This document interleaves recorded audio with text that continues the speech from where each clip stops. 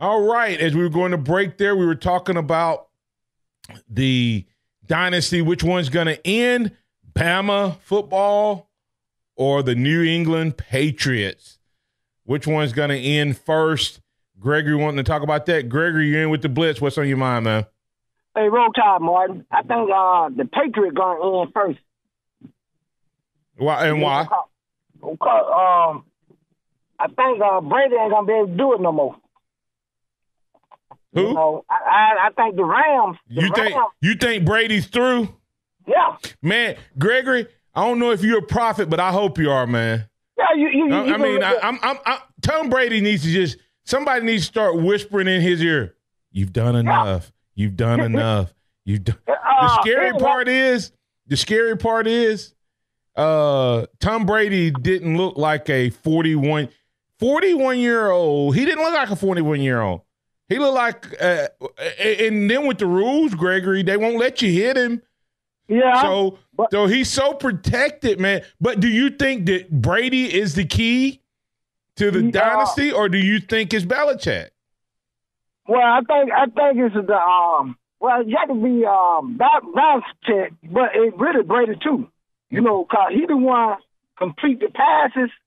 But as you look at it, the Rams will stop that little short pass he do throwing on every third down. They'll still been in the game. You know, to number 11. Yep, Edelman. Yeah. As you look at, I don't know why they didn't try double teaming. Because if they double teamed him, that probably would have left Gronk open. And that's why, Gronk didn't do anything early in the game, really. But on that one drive, guess who wasn't open a lot? Edelman. So the adjustment by the Rams was to take Edelman out of the game, and then Brady did what? Oh, so now you're going to leave Gronk open or not have him bracketed over the top. So I just go to him. And that's what Tom Brady is one of the greatest quarterbacks ever, if not the greatest, but the guy hardly ever throws the ball over 10, 12 yards. Thank you. You see what I'm saying? But that's brilliant. I mean, go back and watch how many times the running back for the Rams was wide open in the flat and Goff held the ball and got pressure and then threw a bad pass. Brady will take whatever the defense gives him, and Josh McDaniels and that offensive staff is brilliant at if you can't cover everything, he'll take whatever you give him. Well, and he believes that he'll take – if it takes him 12 to 14 plays to score, he'll take 12 to 14 plays to score. If he needs to score in 3 to 4, he'll go in 3 to 4. Yeah, I understand that, but my thing is I would just try to play him, you know what I'm saying, for them short passes. Yes. You see what I'm saying? 'Cause I don't think he got that strong arm no more. You know, I don't think he's ever had a strong arm. Get the ball down quicker, you know, to play. I would play it like that.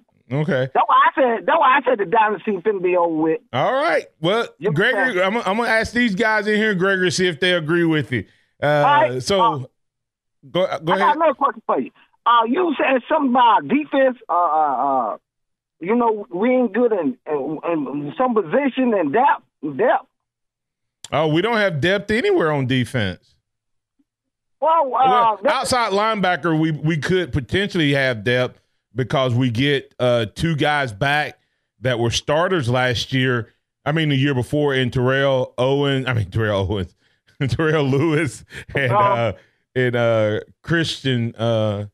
I forgot his name. God Almighty, Chris Allen. But those 2 guys didn't play last year, and then the guys behind them didn't play much last year either. Oh, so what you saying? We ain't got the experience, right? Well, depth is not number of players. Depth is guys who can play. And the one thing we don't know about our defense is how many guys we have that can play. Oh, I got you now. We have the numbers. Don't get me wrong. Alabama's going to have enough players, but they don't have any experience in the D-line, linebacker, safety. We lost another DB yesterday. Kyrick McDonald put his name in the transfer portal. So we'll see what happens with him. So, all right, man. Folks, I got true or false for you. Hey, you better get it in, Gregory. I got to get to another call, man. Last season, now y'all want to blame the defense except the offense. True or false? I blame hey, listen, we scored 16 points, and we have been averaging 46 points. We lost by 28, and we scored 30 points under our average. They averaged 44 points or 43 points, and they hit their average. So they hit their average. We missed ours. That's the difference in the game. So I don't blame the defense. I blame both. And but you blame what? I blame both the offense and the defense. The defense didn't play up to the defense did not play a championship game. This was an offensive led team all year, and as a result of that, they should have they didn't pull their weight. I talk to Jay Hart. Jay Hart, please come to the mic real quick. Who? James. Yeah. James. He's calling you, James. Hey, what you got, Gregory? All right, 1 to 10, last season, how many times Martin talked about the defense? 1 to 10. How many times? I talk about the defense the whole time. What's Martin, your question? The question was, it basically, we said the offense was going to have to talk the defense. Oh, I agree. No, that's what I said, James. This was an offensive-led team, and they didn't score their point.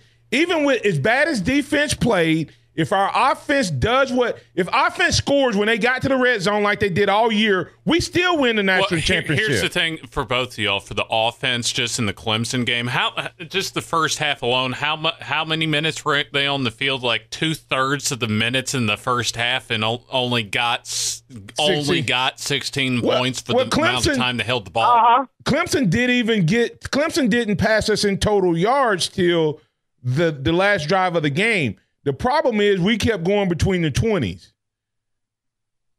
It's like getting a fast break and losing the ball out of bounds every time. Right. Oh, I got you now. I got you. Yeah, I mean, I put it on the offense as much as I do the defense. Yeah, we said that. Listen, I said in the beginning, and I got to go, Greg, because I got to get to another caller. Right. I said in the beginning of the season, if we don't win a national championship, all we've done in changing the quarterback is get shiny toys. I said that all year. I ask it again. I said, is Tua worth one more win?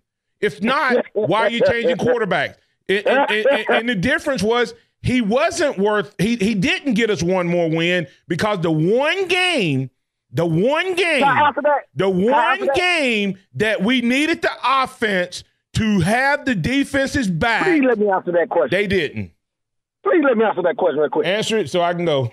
Okay. All right. You know if James will start, he would made a move about that boy. All right. Don't be moving. Roll Tide. Roll Tide. All right, Tom, you're in. You're going to talk about the Bama Patriots dynasty. We're going to have to carry it over to the next break because Gregory just kind of took over the show there. But, hey, that's what Gregory's tough, Martin. Hey, but that's what we do here on the Blitz. If somebody got something to say, we'll let you say it. So I like it. Yeah, I like ahead, it. Man. And I agree with Gregory. I was telling James, in my opinion, looking at Belichick Sunday and the performance that Brady gave, Brady had a horrible performance. Oh, what? He was bad. Yeah. And he short hop passes and everything else. Don't think Belichick didn't see that. But the biggest knockdown drag out in football is going to happen in the morning, and it's going to happen between Belichick and Kraft.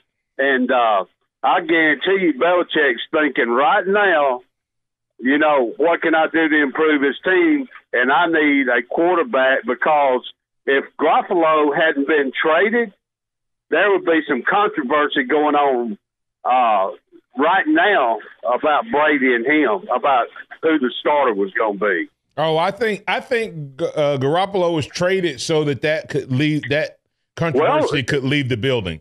I mean, the rumor was that Brady wanted them to get rid of it. I'm telling you, I think that was the thing. I think here's the concern, Tom.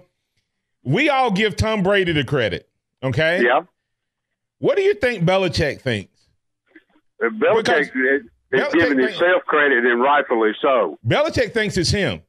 And what is the one thing? Here's the one thing about Tom Brady. Like, anybody listening to my show know that I'm not a big fan of Tom Brady in terms of watching him, but I totally respect his game. Right. 6 times he's made it to the Super Bowl. 6 times he's won the game in the fourth quarter. Right. Okay. So he gets all the credit. Why? Because if a quarterback leads a fourth quarter drive, they're the greatest, right? But what nobody is saying is 6 times the defense had them in a position to win the game. Well, let me ask you this. So Belichick thinks it's his defense, because Belichick shuts down Belichick's defensive philosophy. It shuts down. But the problem is his has been done with one guy at quarterback. Right. And I just wonder sometimes, does Belichick want to prove to the coaching world that he can do it without Tom Brady? I think so. But he would have done it without him, I do believe. Now, Brady's been good, but I agree with Gregory. I see things, weaknesses start to creep up on Brady because of age, and he's never had a real strong arm, but it's not really strong at all now. So he's lost his hip on the ball. But I wanted to say something about the national championship game, if I could. Yes, go ahead. And the quarterback situation. Go ahead. And I'm going to quote the great Reggie Jackson when the Yankees signed A-Rod. And they asked Reggie Jackson about signing A-Rod. He said, look, let me tell you something. A-Rod comes in here, his 95 RBIs, 30 home runs, that's all well and good. But if we don't win a world championship, then it don't mean nothing. Uh-oh. Hey, don't you start any controversy. Okay? I'm just quoting because it fits what you said about, we put up some dazzling numbers, but when we really needed the offense to carry the team, they didn't do it. Right. And we all said all year that Nick Saban had chosen to go a different direction, that he was going to become an offensive team. And this offense didn't carry the day. The defense didn't do their part, but we didn't expect to win a national championship because of great defense this year. Well, we expected to win it because of a great offense, and offense didn't carry the day. Missing 4 opportunities to score in the first half was that tells you everything you need to know about that offense. But and then we missed 2 consecutive drives. I'm not saying they wasn't good. Now I love them. Don't get me wrong. I love them. Absolutely. And I think he made the right choice. But hey, to me, the whole time in my mind, I thought Jalen was better suited to start that national championship game than I did to it. But that's just me now. That's just the way I think, and I'm not saying that's right. Yeah. But and it sounds like I'm hindsighting, but hey, one more thing, I'm out of here, I promise. Go ahead.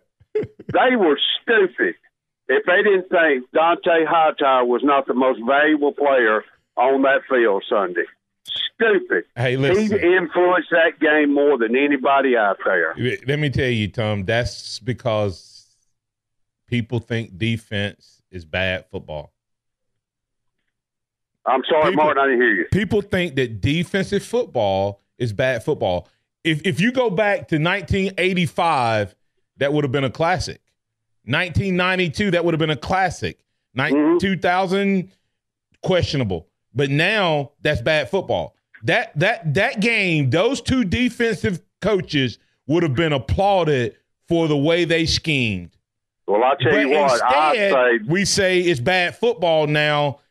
Because we've been tricked into what real football is. But that was fascinating to me. But I'm agreeing with you. I'm saying, I know that, and I know how you look at things. But Dante Hightower, to me, in the Super Bowls that the Patriots won, his role that he played in it against the Falcons a couple years ago, coming right out of halftime, they put him on the end. He rushes.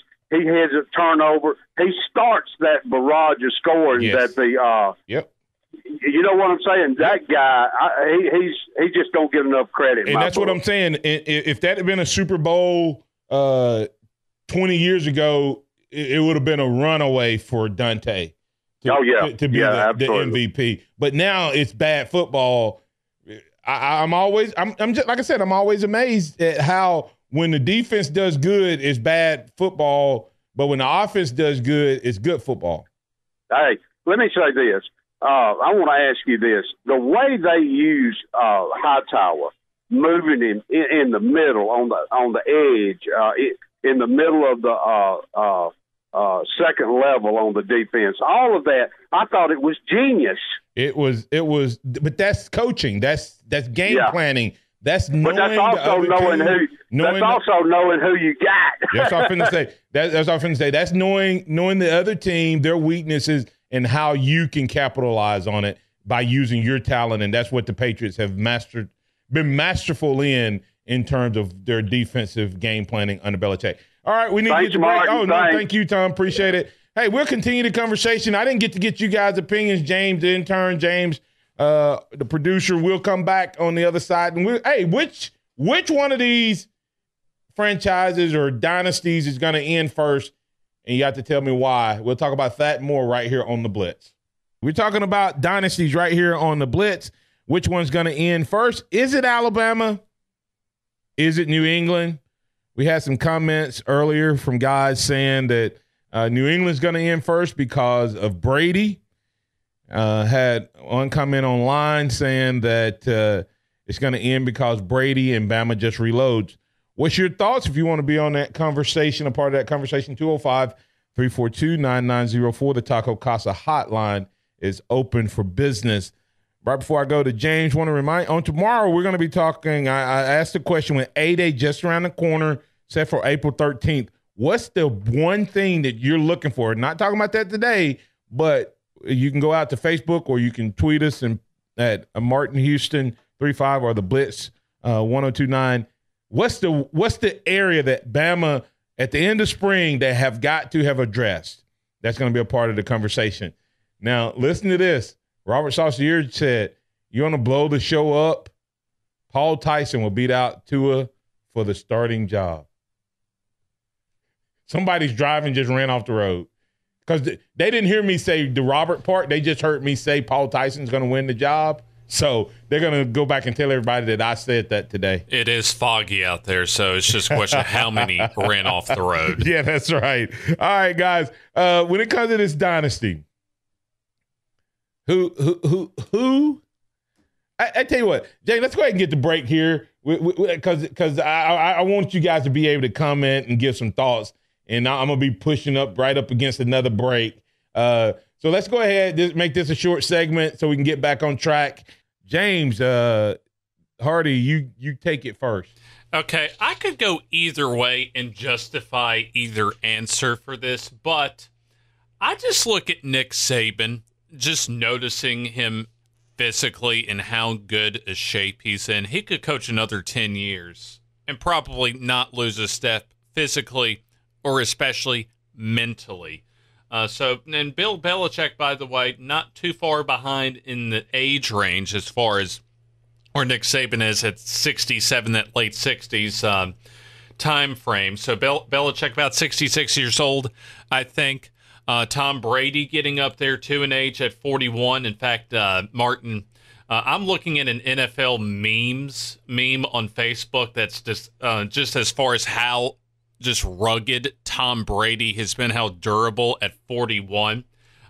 So they're basically forecasting, like in a sarcastic way, this year, the year is 2041. Tom Brady is set to face off against Robert Griffin V in Super Bowl 75 as far as just how long Tom Brady can go. But I think for me, just with Nick Saban's durability in something as rugged as college football, Power 5, big-time college football coaching, and what he's done on such a consistent basis, and just the way he has taken care of himself, I think Nick Saban's going to be around longer in coaching than Bill Belichick will be.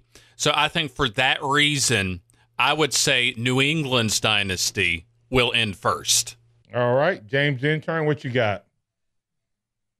I'm going to go with the New England Dynasty ending first, but it's not going to be by a wide margin, I don't think, in terms of what we're talking about here.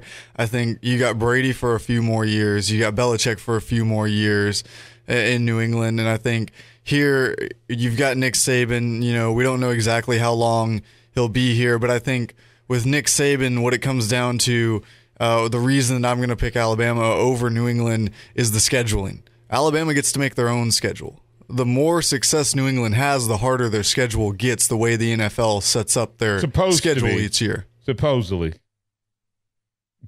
I'm not trying to be funny. Supposedly, because that the 5 losses that the Patriots had this year were, I think, the 5 teams that they played on their schedule that didn't make it to the playoffs. Yeah.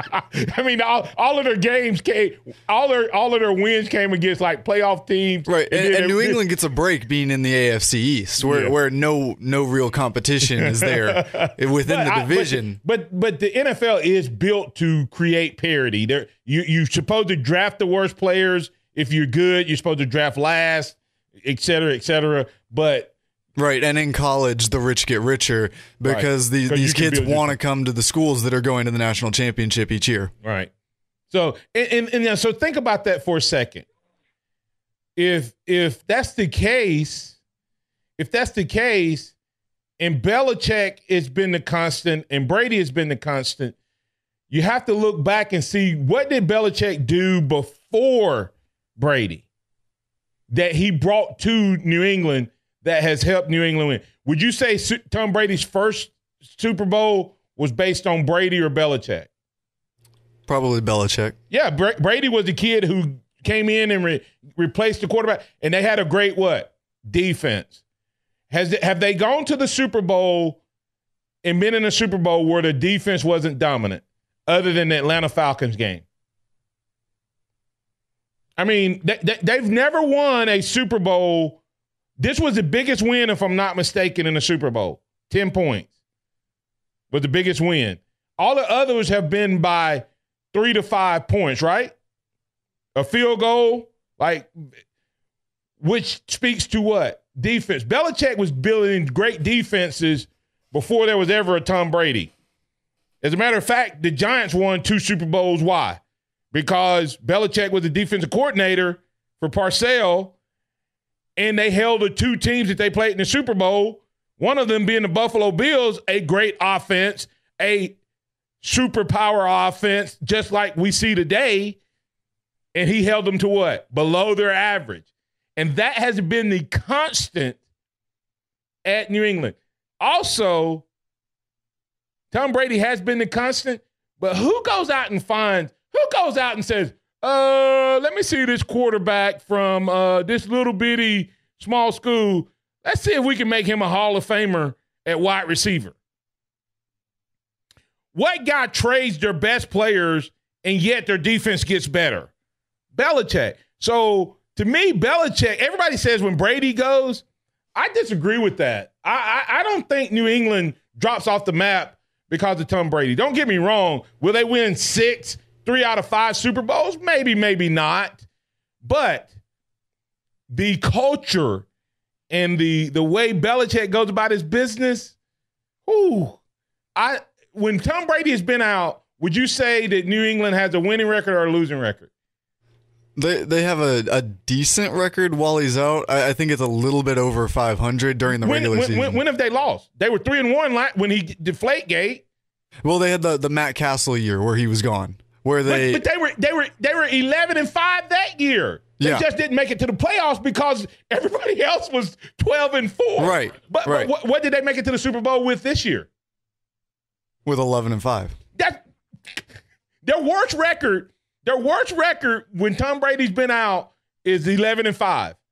And that was without planning.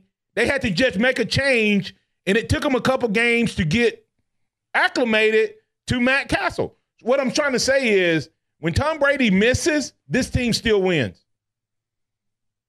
Well, I think that the reason that I say it'll end when Brady or Belichick, I kind of interchange them because I just kind of am working on the assumption that when one leaves, they're kind of both gone. I mean, Brady said after the Super Bowl he doesn't want to play for another coach. So we know if Belichick's gone, Brady's likely gone. And I think it's the same way if Belichick can't get a young quarterback in there before Brady's gone. I don't think he wants to keep coaching and mess up his resume.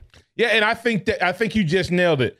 I think what's going to determine how these dynasties end, I don't think, as long as Nick Saban is coaching here, Alabama's going to be there. The interesting part is they alternate years for championships, okay?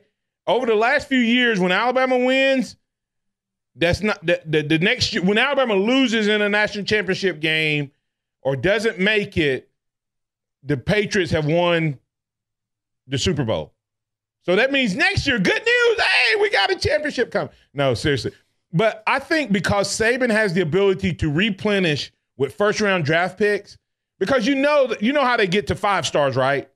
5 stars are guys that they project that will be first-round draft picks. Each one of those organizations, for the most part, have somewhere around 32 to 35 5 stars. And they're picking guys that they think will be first-rounder. Well, Nick Saban can go out and recruit as many 5 stars as he wants. And if Nick Saban, how good would Nick Saban be if he had been coaching this entire time and one person was the same player? Forget all the other players that Nick Saban has lost if he had A.J. McCarron the entire time. How many national championships would Nick Saban have? Woo! Think about that for a second. If A.J. McCarron had played all 12 years under Nick Saban, how dominant. And that's to me what's impressive about what Nick Saban is doing. But the other part is, what's his name is getting to pick the worst of the first rounders. Year in and year out, he takes guys who are less than, and he consistently shows that he can raise their level up. I think New England ends first because I think that the Tom Brady thing, and it's not Tom Brady's play as much as it's Tom Brady's leadership of that locker room. Because when Tom Brady's gone, there's going to be an instant fight to replace him as the face of the organization. And when that happens, that culture that they've had that has been held together by the coaching staff, the organization, and the players, when you lose Tom Brady, I think you lose not what he does on the field, because I think they can get someone that could get them there. But when things go bad like they were going bad early this year, who's going to stop it? Tom Brady. I'm going to say Belichick and the Patriots end first, but I don't think either one of them is going to end anytime soon. I think there's probably 2 or 3 more years of total dominance by the Patriots and Alabama being in there. The problem is the Patriots have yet to find their Clemson. Alabama's found an arch nemesis, and we got to figure out, I don't want to play Clemson again. Everybody keeps saying I can't get – no, I don't want to play Clemson again. Bring me another Notre Dame, man. I'll take Notre Dame in the national championship game. Oh, I'm sorry.